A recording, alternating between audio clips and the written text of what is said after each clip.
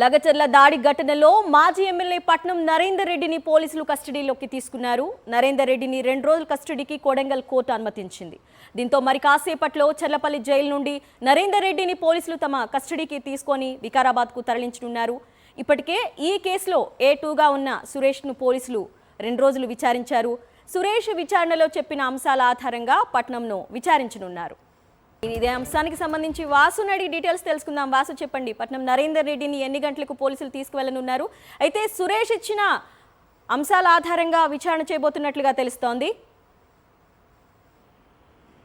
కొడంగల్ మాజీ BRS MLA Patnam Narender రెడ్డికి సంబంధించి నిన్న కొడంగల్ కోర్టు 2 రోజుల కస్టడీకి అనుమతిస్తూ కూడా ఆదేశాలు జారీ చేసింది. ఈ నేపథ్యంలో చర్లపల్లి జైల్లో ఉన్నటువంటి పట్నం నరేందర్ రెడ్డి మరి కాసేపట్లో వికారాబాద్ పోలీసులు కస్టడీ తీసుకోబోతా ఉన్నారు. ఇతన్ని అయితే ప్రధానంగా సురేష్ అనే అక్యూజ్ ఎవరైతే A2గా ఉన్నారు ఈ ఘటనకు సంబంధించి మొట్టమొదటి పూర్తి బాధ్యత ఈ సంఘటనకు సంబంధించి పట్నం నరేందర్ రెడ్డి అతన్ని ప్రోత్సహించారు కాబట్టి కలెక్టర్ పైన అధికారుల పైన దాడి చేసినటువంటి అంశాన్ని రిమాండ్ రిపోర్ట్ లో పేర్కొన్నారు. మరోపక్క KTR పేరును కూడా రిమాండ్ రిపోర్ట్ లో ప్రస్తావించినటువంటి తీరు కనిపిస్తా ఉంది.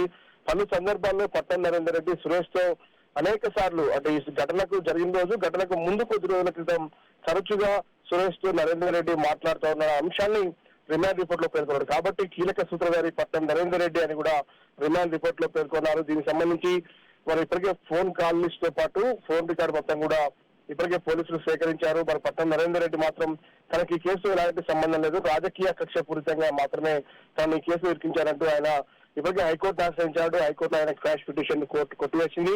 కాకపోతే గతంలో 3 FIR నమోదైన నేపథ్యంలో కూడా 2 FIR నరేందర్ రెడ్డి పైన హైకోర్టు కొట్టివేసింది. కానీ ప్రస్తుతం ఉన్నటువంటి FIR సంబంధించి ఈ కేసులో పోలీసులు కస్టడీ తీసుకొని ఈ రోజు నరేందర్ రెడ్డిని ఈ రోజు రేపు విచారిస్తారు. తిరిగి సోమవారం ఉదయం కోర్టులో హాజరుపరుస్తారు. ఈ కేసులో సురేష్ ఇచ్చినటువంటి వాంగ్మూలంతో పాటు పట్నం నరేందర్ రెడ్డి వాంగ్మూలం ఆధారంగా తదుపరి కేసు విచారణ జరగబోతా ఉంది.